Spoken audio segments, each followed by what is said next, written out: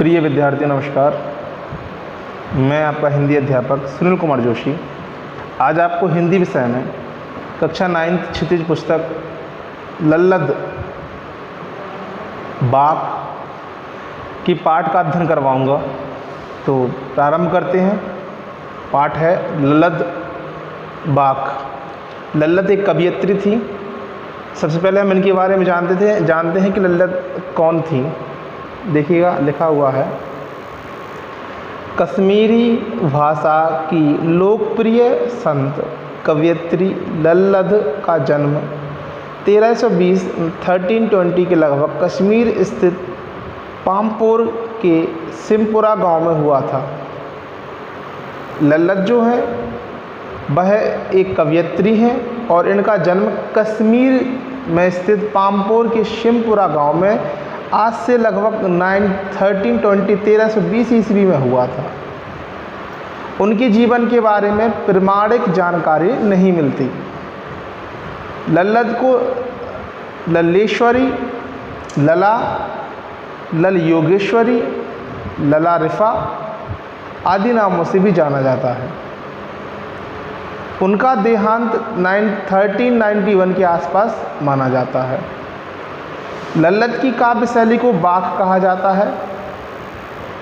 जिस तरह हिंदी में कबीर के दोहे, मीरा के पद, तुलसी की चौपाई, रशखान के सवैये प्रसिद्ध है, उसी तरह लल्लद के बाक प्रसिद्ध है।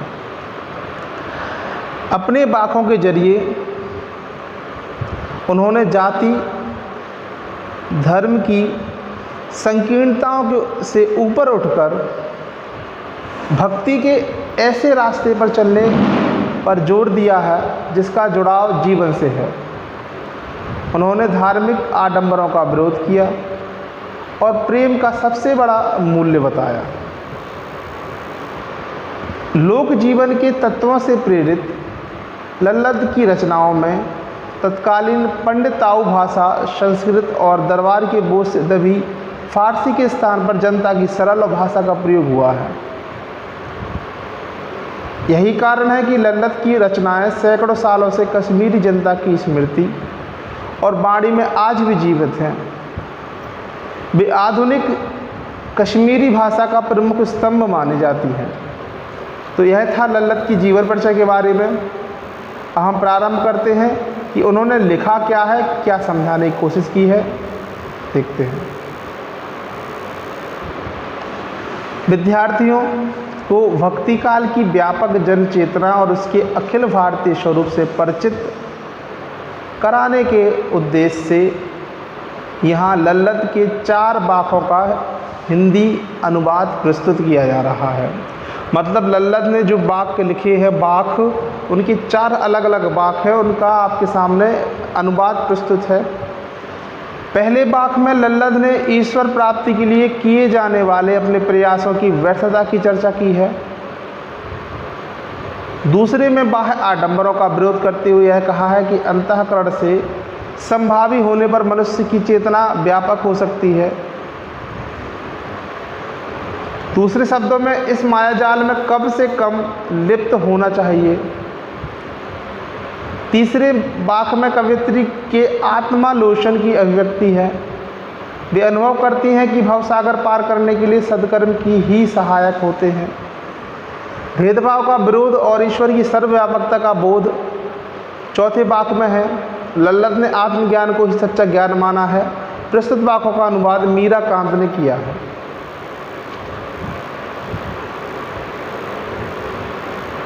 अब देखते हैं बाक।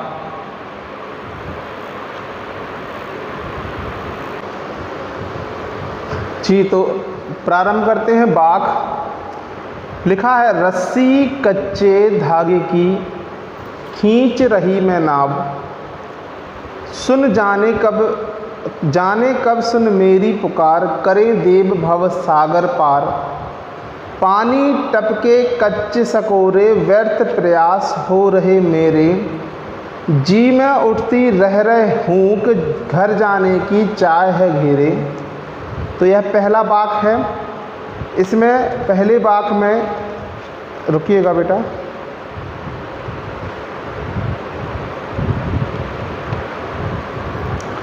लिखा हुआ है कि रस्सी कच्चे धागे की खींच रही मैं नाव। यहाँ पर जो रस्सी कच्चे धागे की है वो सांसों से संबंधित है। यहाँ पर सांस को ही रस्सी कच्चे धागे कहा गया है। कवियत्री कहती है खींच रही है मैं नाव। नाव यानी शरीर के बारे में वर्णन हुआ है।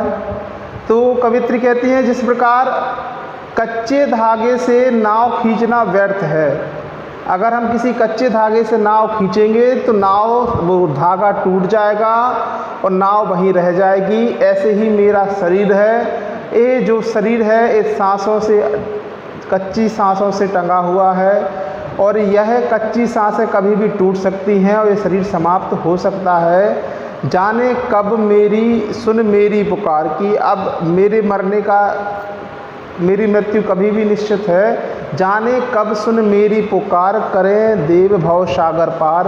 हे मेरे प्रभु कब मेरी पुकार सुनेंगे और मुझे संसार के मोह माया बंधन से मुक्त करेंगे। यहाँ रस्सी कच्चे धागे का मतलब है सांसें और नाव का मतलब शरीर है। तो कवियत्री का कहना है कि कब मेरी जो ये सांसें हैं कब समाप्त हो जाएं। हे प्रभु तुम्हारी भक्ति करते करते मुझे पता नहीं, तो हे प्रभु कब मेरी आप पुकार सुनेंगे और कब मुझे इस माया रूपी संसार से पार लगाएंगे। आगे लिखा हुआ पानी टपके कच्चे सकोरे। जिस प्रकार कच्चे सकोरे यानी मटका, कच्चा मटका जो पका ना हो, जिस प्रकार कच्चे मटके में पानी भर देने से वो टप के मतलब चू जाता है, उसमें से पानी टपकने लगता है। व्यर्थ हो रहे प्रयास, इसी तरीके से मेरे सारे प्रयास व्यर्थ हो रहे हैं। मेरे सारे प्रयास व्यर्थ हो रहे हैं। मैं जितने बार भगवान की प्रार्थना कर रही हूँ वो सारे प्रयास व्यर्थ हो रहे हैं। लिखा है जी में उठती रह रहे हूँ, घर जाने की चाह है घेरे, और मन में ये बार बार हर बार एक ख्याल आता रहता है कि कब मैं अपने इस संसार रूपी जो मोह माया रूपी संसार इसको त्याग कर ईश्वर रूपी संसार में मिल पाऊंगी। तो हे प्रभु मुझे कब आप मुक्ति दिला पाएंगे। अगला है देखिएगा, खा खा कर कुछ पाएगा नहीं, खा खा कर कुछ पाएगा नहीं, खा खा कर कुछ पाएगा नहीं, ना खा कर बनेगा अहंकारी, सम खा तभी होगा संभावी, खुलेगी साकल बंद द्वार की। यहाँ खा खा कर का अर्थ है कि सब कुछ पा लेना, कि जो मनुष्य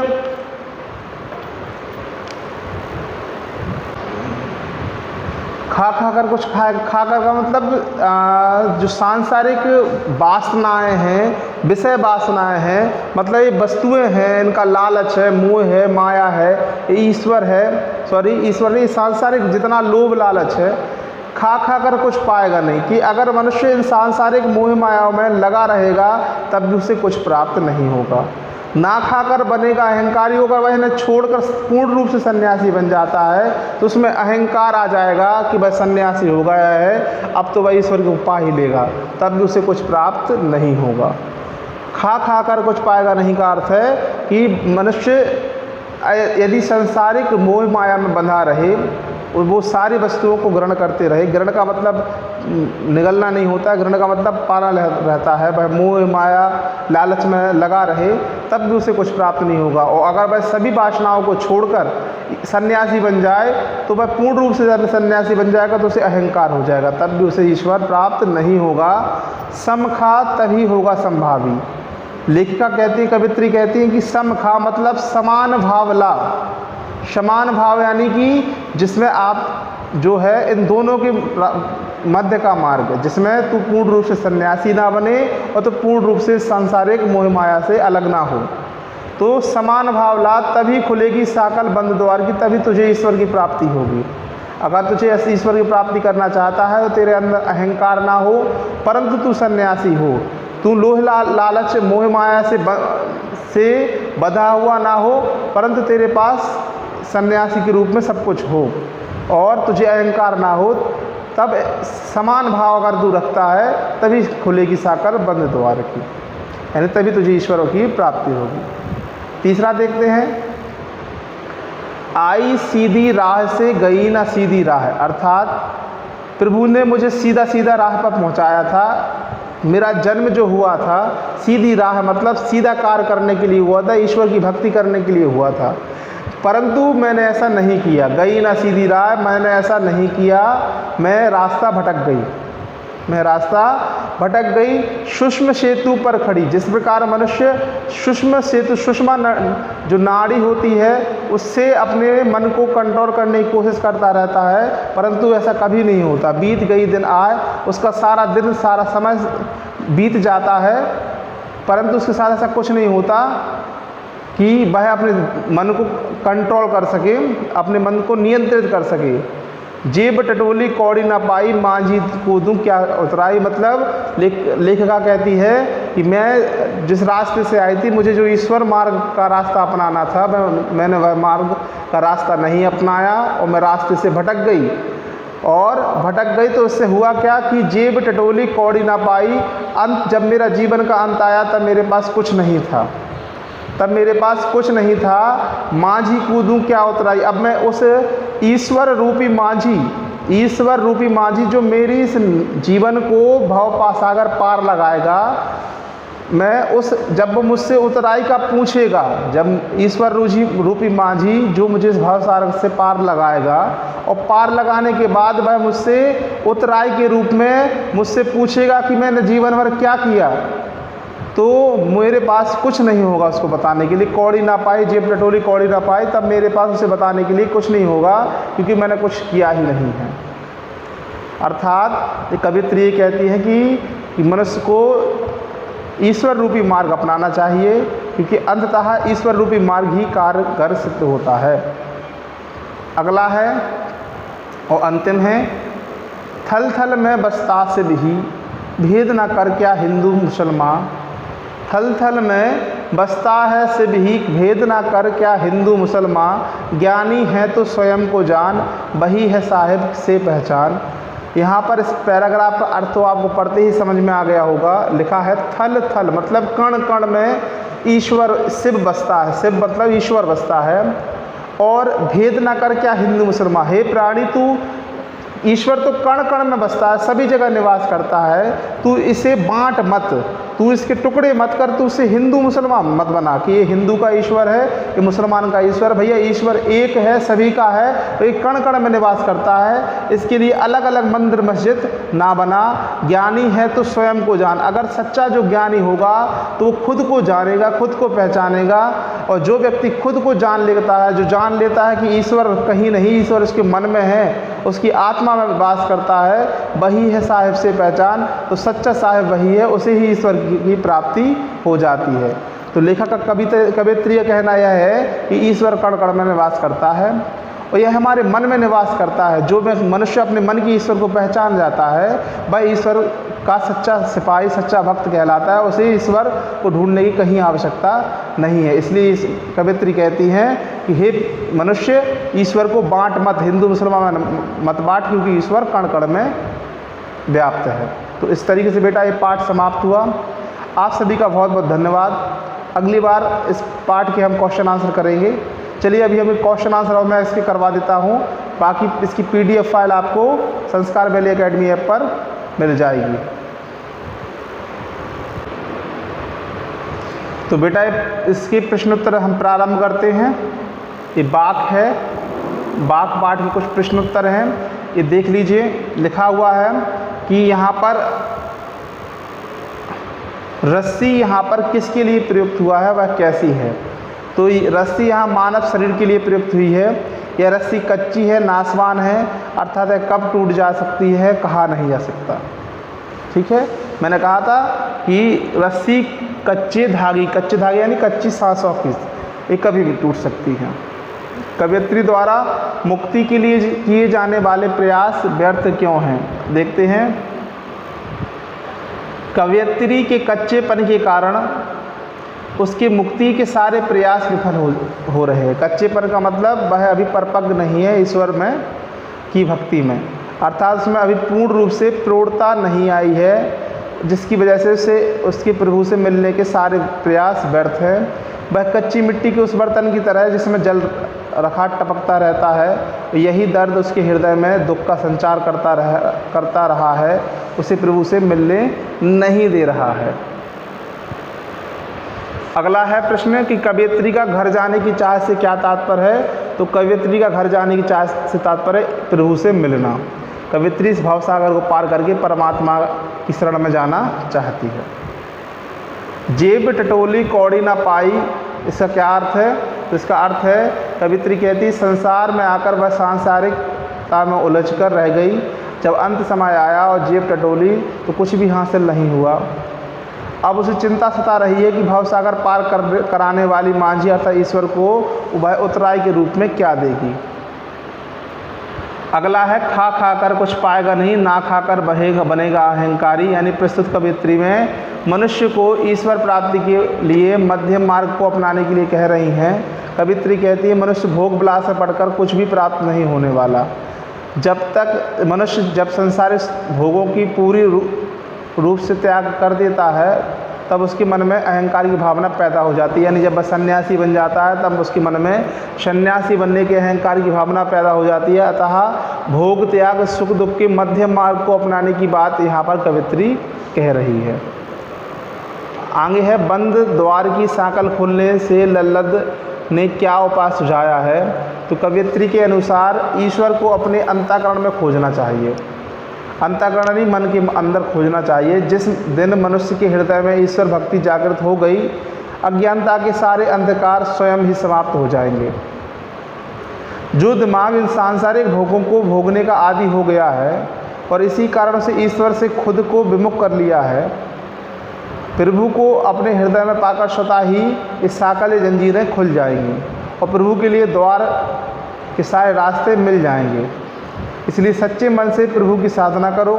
अपने अंतःकरण बाह्य इंद्रियों पर विजय प्राप्त कर हृदय में प्रभु का जाप करो। सुख व दुख को समान भाव से भोगो। यही उपाय कवयित्री ने सुझाए हैं।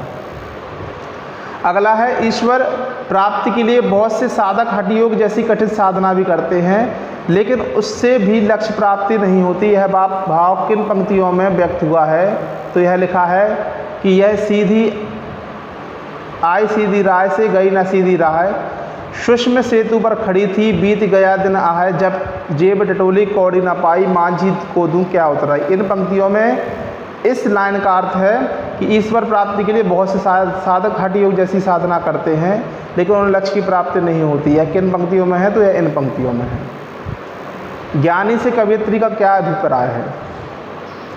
यहाँ कवयित्री ने ज्ञानी से अभिप्राय उस ज्ञान को लिया है जो आत्मा व परमात्मा के संबंध को जान सके, ना कि उस ज्ञान को जो हम शिक्षा द्वारा अर्जित करते हैं।